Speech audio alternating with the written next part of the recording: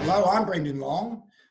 I'm a senior researcher at Charles Sturt University, and today my guest in our podcast is Professor Brenton Prosser, who's a professor in the School of Business and Law at the University of Canberra, but also, and most importantly, is the director of NATSEM, which is the National Centre for Social and Economic Modelling, one of the peak bodies or peak social research organisations in the country with a long-standing national reputation. So it's great to have you join me today, Brenton. Thanks, Brenton. I'm here to talk mostly about where we are in this COVID world.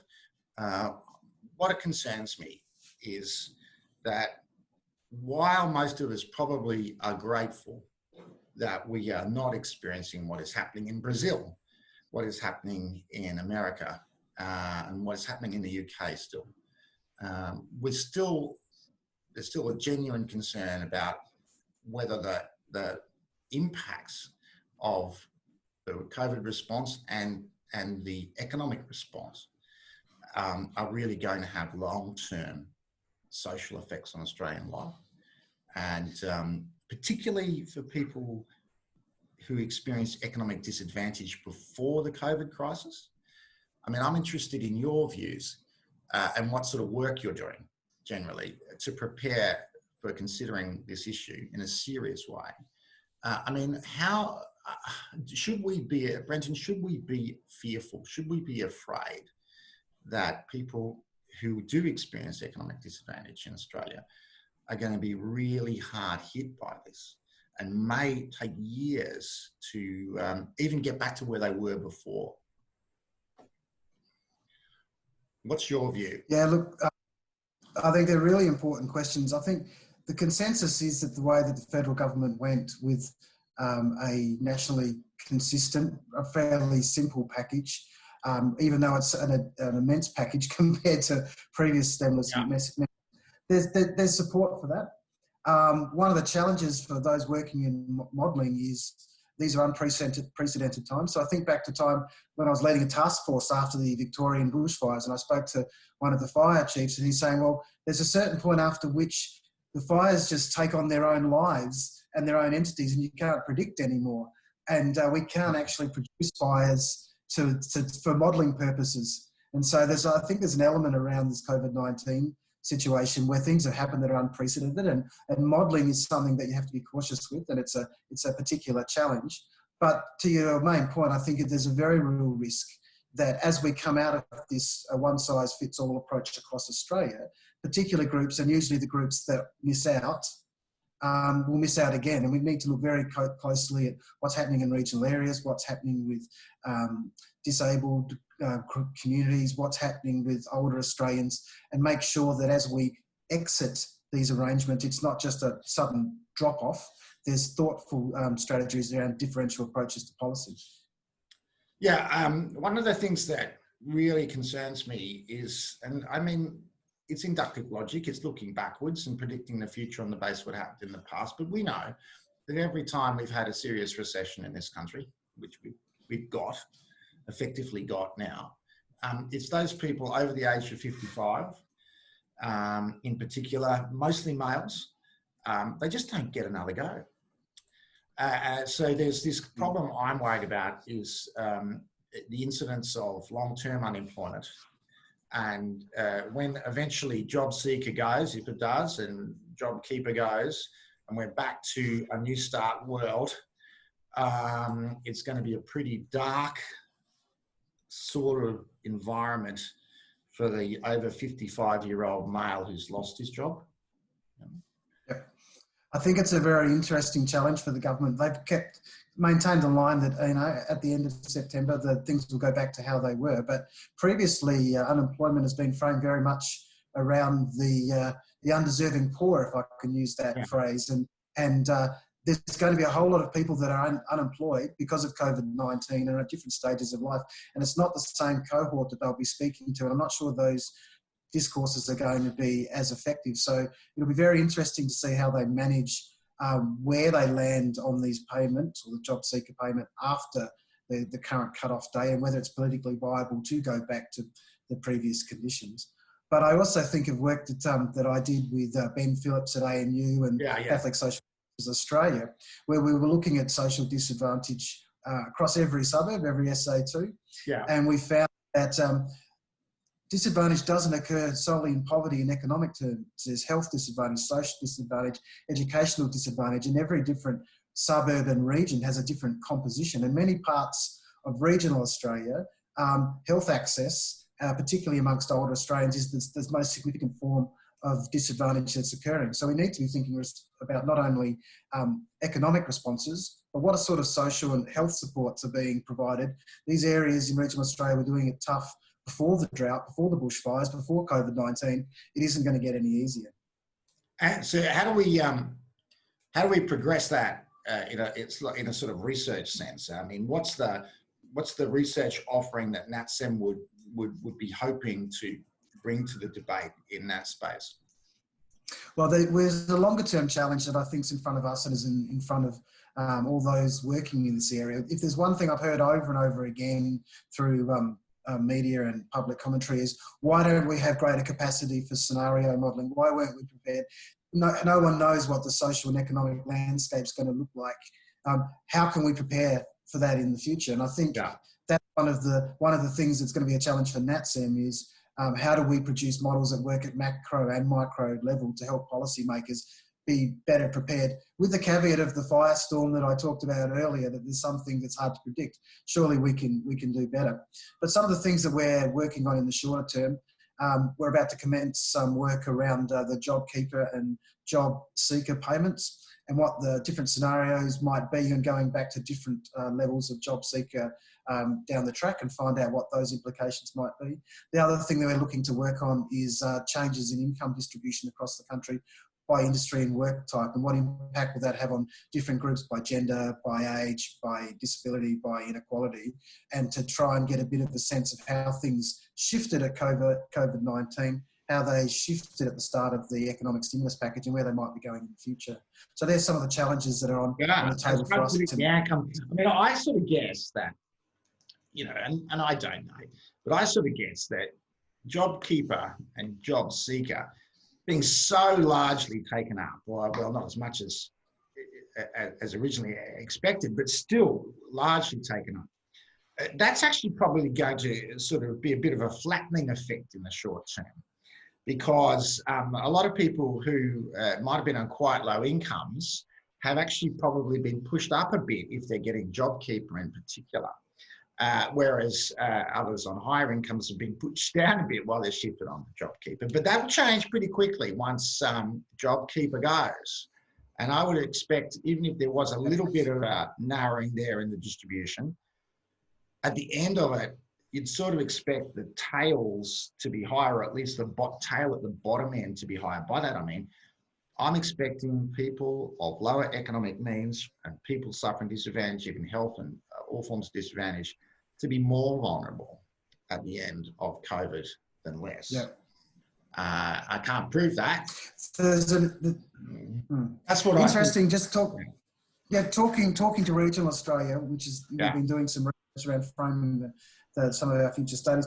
That's playing out very interestingly, where in regional rural cities where it was a single industry and that industry's gone, suddenly there's a huge job seeker payment and people are getting more than the income for the region. So there's a lot of white goods, and there's a small economic stimulus going on at the moment, which is helping these communities. But if it goes back and the industries, when it goes back and the industries are gone, what's going to happen? What's going to happen? Are people going to shift to the cities? And hence there's, where we have issues around thin markets and workforce shortages, they'll be exacerbated even further. What is going to happen around small businesses and healthcare? I mean, we're hearing currently GPs, people are staying away because they're either afraid of catching COVID-19 or they think it's only for people with COVID-19. And so GPs they're a small business. What happens if we start losing GPs from regional towns? Small-sized social services and disability providers.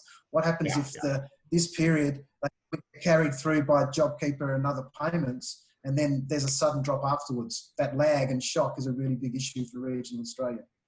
Yeah, and I suppose what you'd be worried about is, for example, in the context of the third sector, the not-for-profit sector, whether, even though they're supported, many of the employees now by JobKeeper in the not-for-profit sector, whether some of these entities are still going to continue as social services providers at the end of COVID. They operate under, as you know, an unders and overs model, which is they make profit on one section of their business to be able to fund loss-making sections of their business, which are the ones they probably really want to do but can't really get funding or afford to do.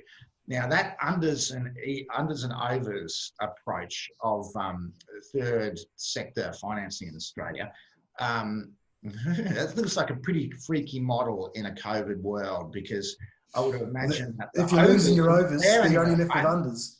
Yeah, so I'm expecting a shakeout in the sector, to be honest, and that concerns me, because we know that government's not very good at doing social services, right? We know that it's done best by regional groups, by people on the ground. Like, my first podcast was with Vinnie's in the Canberra Goulburn area, and obviously they're sort of like the national gold standard in some ways of social services delivery. My concern is, at the end of all this, whether a lot of social services providers stay in disability, whether they're going to be there. Well, there's a real challenge around this, but it's around the quality of services. It's around local knowledge. Yeah. It's around a genuine market that has a diversity of players, and it's not all being done by telehealth or fly in, fly out. But there's another element to this, and that is the investment in health and social services sectors directly flows into employment intensity. So it actually, if any sort of recovery work goes into funding these sectors, it actually has direct employment outcomes in the regional areas, which flows onto social capital, and it flows onto the people who are running the scout club and the sporting coaches, and there's a community capital in there as well. But the other thing there was a study recently done by the NATSEM around investment into community services in regional areas, and they showed that for those that are locally based with local governance, there's a 2.3 times economic return. So for every dollar you get $2 back. When it's directed into these locally based. So it's not just the quality of service and a community support. There's actually some economic benefit in there. But if these things disappear because they're propped up and then dropped, there's not some sort of support and transition, then these things are at risk of being lost. So we need to think about differentiated responses for different sectors and for different regions, even if we might have had a universalist response in the first economic stimulus packages. Interesting. Be interesting to see what that looks like. I mean, let's just talk about the Canberra region, right? And I mean the whole region around here, hit massively by bushfires, hit massively by drought. Affects the lives of people. I mean, in terms of a regional response, a policy-based response, I mean, how do we find out where the choke points, where the struggle points, where people are suffering, where the need is? I mean, what's the sort of the research that we could offer that would sort of, pry open regional disadvantage, just say in that context? Well, I think that Catholic Social Services Australia study that I talked about previously that I worked on with AIM is a really good starting point. Piece of research. That's right. Yeah, and it had an index by health, education, economic, and social disadvantage. So, and that was although that was released by electorate, it's actually present by SA2. So you can actually, with local service providers, with local leaders, you can have a very sophisticated conversation around what is this particular area. Updated in a COVID world, because it'd be interesting to see, say, Catholic social services analysis of distribution at a postcode level or a suburb level, a local village town level, compared that to pre and post COVID right? Because I think it'd be worse. I think it'd be worse. Yeah. Oh, and yeah, and of course the bushfires are in there as well, as you were mentioning before, making it tough for some of the. I mean, I'm just off the top of my head, some of the areas of New South Wales that were hit with the bushfires were amongst the most challenged in relation to health services. Now, part of that was because they had an older population, but part of that is the nature of how health policy is delivering or not delivering on patient accessibility. And so then you had a health crisis like COVID. I mean, these things just build upon each other. So it's working, I suppose, in partnership with regions so that national policies have some thought about how they're played out according to the specific needs of communities. And that's the conversation that federal governments haven't always been good at. But I think that these challenges are ones that we have to think more about how we can do that in partnership with local government as well as state government, states and territories. I suppose one of the last things I want to talk about is that I suppose, having 5 children and one who's 21, one is at 19, both at university, both the ANU, and, one of them's lost his job at the Labor Club and is on JobKeeper. And my other 19-year-old, well, it'd be pretty hard for him to find work at the moment, really.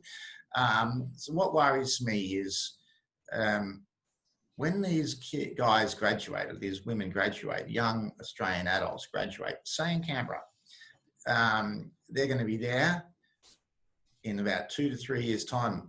Are the jobs going to be there? Are we going to see this peak in youth unemployment? And the disheartening effect it had. I mean, as you know, some people recall that they graduated about the same time the Keating recession occurred. I call it the Keating recession. It wasn't the Keating recession. And that was, that must have been like one of the, you do a degree, you graduate, it's always hard work. You're sort of at the end of it, you think, God, I'm sick of that, I want to get a job. And then you hit with the chance that you got no hope, right? For 12 months at least. I mean, that's not, I don't know if that's something you're thinking about, but in Canberra in particular, where you've got quite a lot of students who do transition to university, I'm very worried about what happens in 2 or 3 years' time. Because I still think the economic effects of COVID could last that long. So that's something that I'm not sure. Yeah, I think it's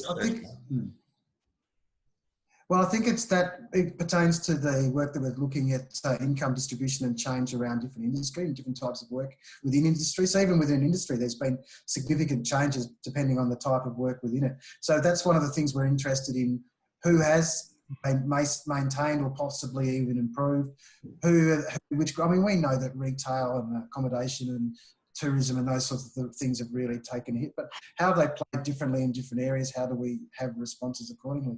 Here in the ACT, being primarily based in Canberra, the public service and the universities have provided somewhat of a buffer for those who are for employed in the situation.